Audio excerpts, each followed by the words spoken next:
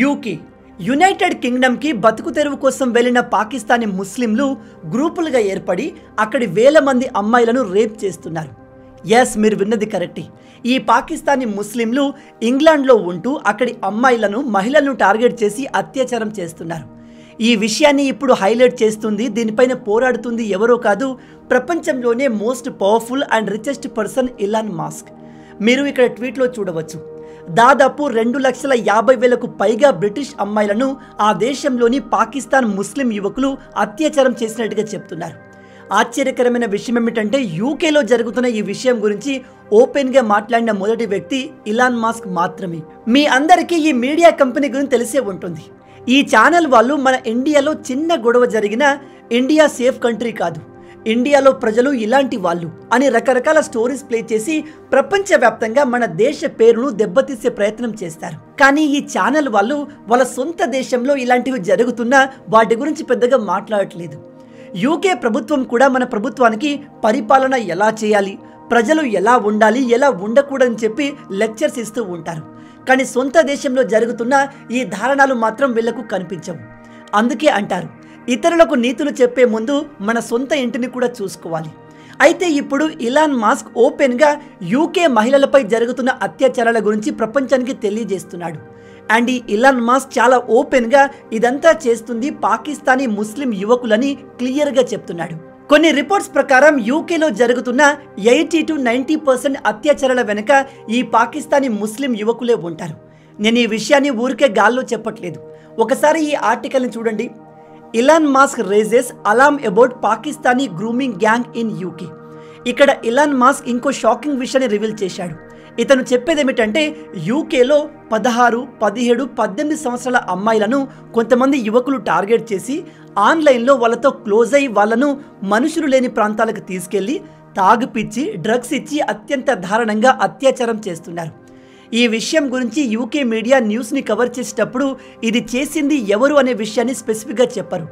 దానికి బదులు వీళ్ళు చెప్తారు ఏషియాకు చెందిన ఒక పర్టికులర్ గ్యాంగ్ ఇలా చేసింది అని. అంటే ఈ పాకిస్తానీ ముస్లింలు చేసే దరిద్రపు పనుల కారణంగా ఆ దేశానికి వలస వెళ్లిన ఆసియా ప్రజలంతా బ్లేమ్ అవుతున్నారు.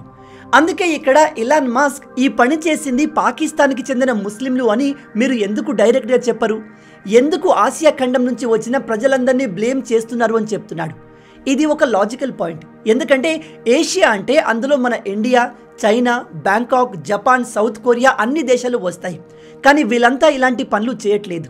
ప్రజెంట్ రిపోర్ట్స్ ప్రకారం ఇలాంటి చెత్త పనుల్ని ఎక్కువగా చేసేది పాకిస్తాన్కి చెందిన ముస్లింలు మాత్రమే. అయితే ఈ విషయంపై కొంతమంది యూకేకి చెందిన అధికారులు చెప్పేది ఏమిటంటే మా దేశంలో ఏదైనా క్రైమ్ జరిగినప్పుడు ఆ క్రైమ్ చేసింది వేరే దేశానికి చెందిన వ్యక్తులైతే డైరెక్ట్గా వాళ్ళ పేర్లను, వాళ్ళ కంట్రీ పేరుని మేము చెప్పలేము.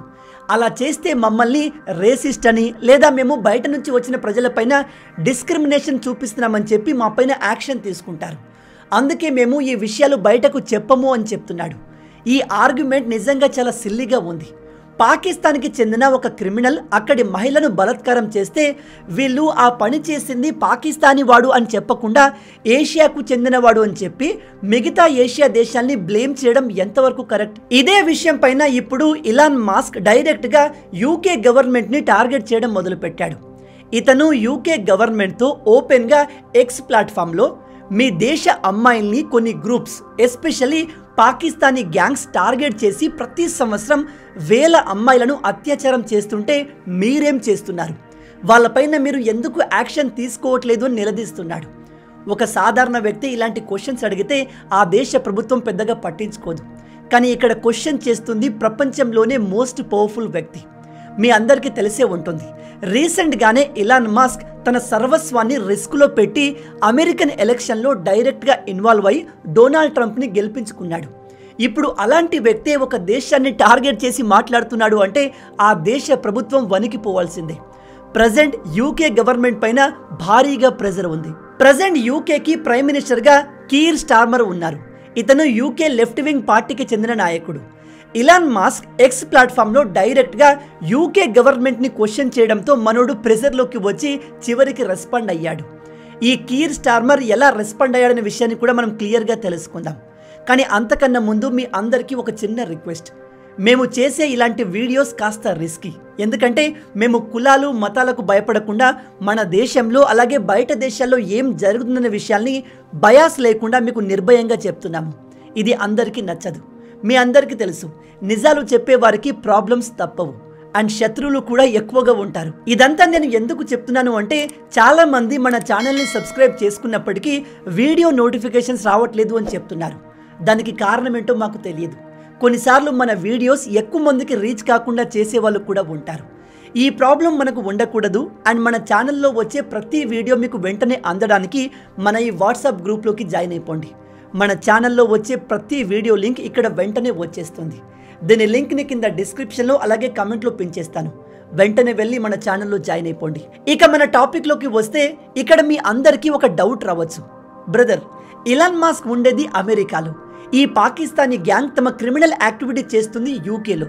అలాంటప్పుడు ఇలాన్ మస్క్ యూకేలో జరుగుతున్న విషయాలపైన రెస్పాండ్ అవ్వాల్సిన అవసరం ఏమొచ్చింది అని నాకు తెలిసిన ఇన్ఫర్మేషన్ ప్రకారం చెప్తున్నాను.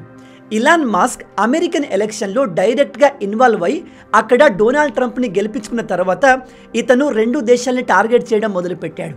అవే జర్మనీ అండ్ యూకే. నాకు తెలిసి ఈ 2 దేశాలు ఇలాన్ మస్క్ నెక్స్ట్ టార్గెట్లు. నేను మీకు రీసెంట్గానే జర్మనీలో క్రిస్టియన్స్పై జరిగిన ఉగ్రదాడి గురించి ఎక్స్ప్లెయిన్ చేస్తూ ఒక వీడియో చేశాను.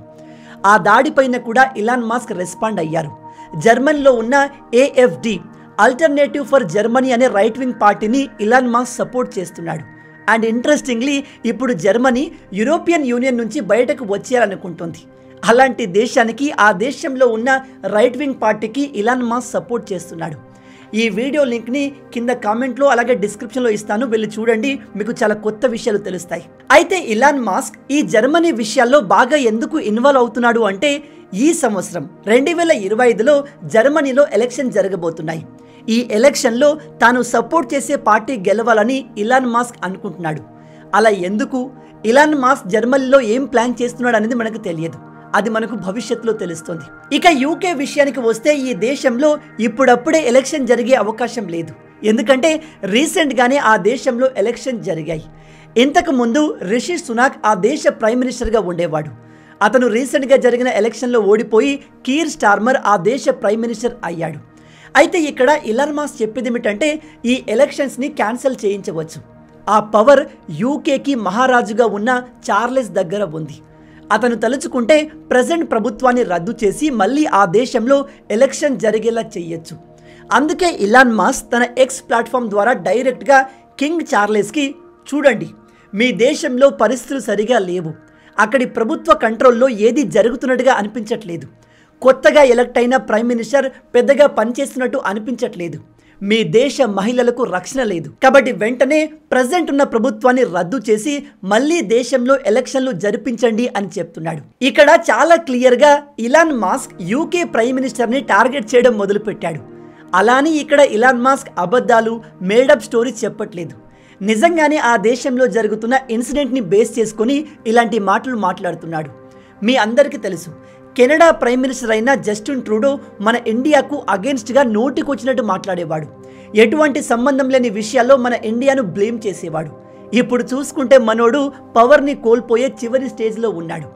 ఇతని పైన కూడా ఇలాన్ మస్క్ రెస్పాండ్ అవుతూ రాబోయే ఎలక్షన్స్లో జస్టిన్ ట్రూడో ఉండడు, ఇదే అతని చివరి ఎలక్షన్స్ అని క్లియర్గా చెప్పేశాడు. ఈ మధ్య ఎందుకో ఇలాన్ మస్క్ చేసే పనులన్నీ మన ఇండియాకు చాలా ఫేవర్గా ఉన్నాయి. మనోడు జస్టిన్ ట్రూడోని గవర్నమెంట్ నుంచి పీకేస్తా అని చెప్పేశాడు. ఇప్పుడేమో పాకిస్తానీ వాళ్ళు యూకేలో చేస్తున్న అరాచకాల గురించి ప్రపంచానికి తెలియజేస్తున్నాడు. ఇప్పుడు మీలో కొంతమందికి ఒక డౌట్ రావచ్చు, బ్రదర్, ఇలాన్ మస్క్ చెప్తే కింగ్ చార్లెస్ వింటాడా? కింగ్ చార్లెస్ ప్రెజెంట్ గవర్నమెంట్ని రద్దు చేసి ఆ దేశంలో మళ్ళీ ఎలక్షన్ జరిపిస్తాడా అని. అలా జరిగే ఛాన్సెస్ లేకపోలేదు. ఎందుకంటే అంతటి పవర్ కింగ్ చార్లెస్ దగ్గర ఉంది. కానీ ఇప్పటి వరకు ఆ దేశంలో ఇలా ఎప్పుడు జరగలేదు. అలా జరిగితే గనక ఇలాన్ మస్క్కి ఈ ప్రపంచంలో తిరిగే లేదు అనుకోవచ్చు. ఇక్కడ మనం గుర్తుపెట్టుకోవాల్సిన విషయం ఏమిటంటే, ఇలాన్ మస్క్ ఒక సాధారణ వ్యక్తి కాదు. ఇతను చాలా తెలివైనవాడు. ఇతను మాట్లాడే ప్రతి మాట, చేసే ప్రతి పని వెనకాల డీప్ మీనింగ్ ఉంటుంది. దాని వెనకాల ఒక పెద్ద ప్లానింగే ఉంటుంది. ప్రజెంట్ ఇలాన్ మస్క్ జర్మనీని అండ్ యూకేని తన రాడార్లో పెట్టుకొని ఆ దేశ విషయాల గురించి బాగా మాట్లాడుతున్నాడు అంటే ఏదో పెద్ద ప్లాన్లో ఉన్నాడు. ఇక యూకేలో జరుగుతున్న రేప్ స్కాండిల్ గురించి మాట్లాడితే దీని గురించి మీరు ఆన్లైన్లో సెర్చ్ చేస్తే రోథెర్హామ్ స్కాండిల్ అనే పేరు ఎక్కువగా వినబడుతుంది. దీని గురించి మీరు తెలుసుకుంటే నిజంగా షాక్ అవుతారు. ఇందులో దాదాపు 1400 మంది పిల్లలపైన అత్యాచారం చేశారు. ఈ పిల్లలందరి వయసు 16 కంటే తక్కువే. 10, 11, 12 సంవత్సరాల పిల్లల్ని అత్యంత దారుణంగా టార్చర్ చేసి బలవంత పెట్టి అత్యాచారం చేశారు. యూకేలో సెటిల్ అవడానికి వెళ్ళిన పాకిస్తానీ ముస్లిం యువకులే కొన్ని గ్రూప్స్గా ఏర్పడి ఈ తెల్ల జాతి వారి పిల్లల్ని టార్గెట్ చేసి వాళ్ళతో ఆన్లైన్లో మాట్లాడి క్లోజ్ అయి ఇలాంటి పనులు చేసేవారు. అక్కడి అథారిటీస్ ఎన్నిసార్లు వార్నింగ్ ఇచ్చినా ఈ పాకిస్తానీ వాళ్ళు అలా చేయడం ఆపలేదు. ఇప్పుడు మీలో కొంతమంది అనొచ్చు, ఎందుకు బ్రదర్ మీరు ప్రతిసారి పాకిస్తాన్ హైలైట్ చేస్తున్నారు, కేవలం పాకిస్తాన్ వాళ్ళే ఇలా చేస్తున్నారా అంటే ఎస్. ఈ విషయం పైన పబ్లిష్ అయిన 90% ఆర్టికల్స్ ప్రకారం ఆ దేశంలో జరిగే 80 to 90% ఇలాంటి రేప్ కేసుల వెనుక పాకిస్తానీ ముస్లింలే ఉంటారు. వీళ్ళు పిల్లల్ని కిడ్నాప్ చేయడం, వాళ్ళను బలవంతంగా అత్యాచారం చేయడం లేదా వేరే దేశాలకు అమ్మేయడం లాంటివి చేసేవారు. చిన్న చిన్న పిల్లల్ని 10, 12, 13 సంవత్సరాల వయసు వాళ్ళకు ఇలాంటి నరకాన్ని చూపిస్తే వాళ్ళ జీవితం ఏ విధంగా మారి ఉంటుంది ఆలోచించండి. ఇంత పెద్ద స్కాండల్ యూకేలో జరిగినప్పటికీ అక్కడి ప్రభుత్వం కానీ ఇలాంటి మీడియా కానీ ఈ విషయాన్ని పెద్దగా కవర్ చేయలేదు. అలా ఎందుకు అంటే అక్కడి అధికారుల ప్రకారం ఇదంతా చేసింది పాకిస్తానీ వాళ్ళు అని మాకు తెలుసు, కానీ వాళ్ళపైన మేము యాక్షన్ తీసుకుంటే మా దేశ ప్రజలే మమ్మల్ని రేసిస్టులు అని అవమానపరుస్తారు, నిందిస్తారు. అందుకే మేము దీనిపైన పెద్దగా యాక్షన్ తీసుకోలేదు అని చెప్తున్నారు.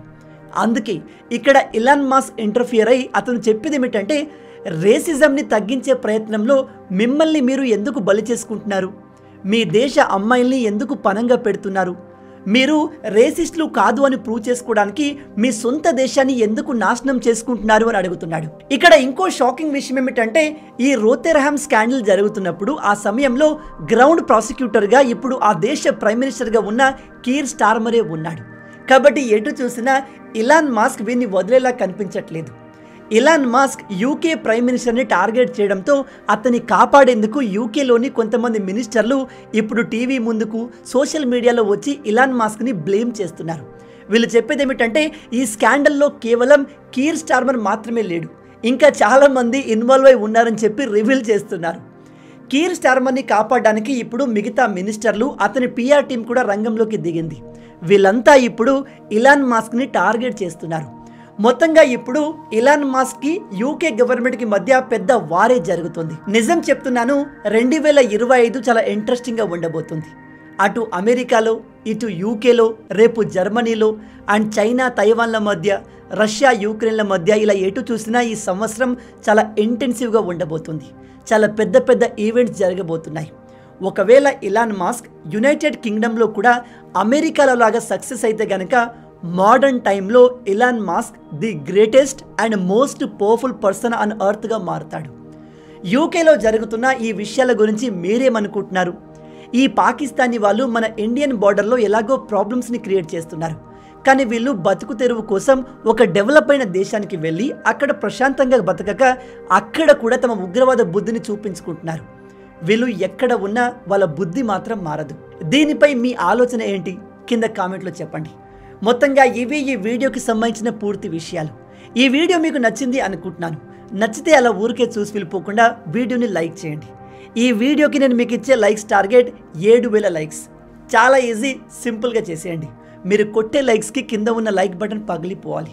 అలాగే ఇలాంటి మరిన్ని ఇంట్రెస్టింగ్ వీడియోస్ కోసం మన ఛానల్ని సబ్స్క్రైబ్ చేసి మమ్మల్ని సపోర్ట్ చేయొచ్చు కదా. ఇది మీకు కంప్లీట్లీ ఫ్రీ, కానీ మీరు చేసే ప్రతి ఒక్క లైక్ అండ్ సబ్స్క్రిప్షన్ మాకు మరిన్ని వీడియోస్ చేయడానికి ఒక మోటివేషన్లా ఉంటుంది. కాబట్టి వీడియోని లైక్ చేసి ఛానల్ని సబ్స్క్రైబ్ చేయడం మర్చిపోవద్దు. రాబోయే వీడియోలో ఇంకో ఇంట్రెస్టింగ్ టాపిక్తో మళ్ళీ కలుద్దాం. అంటిల్ దెన్, జై హింద్.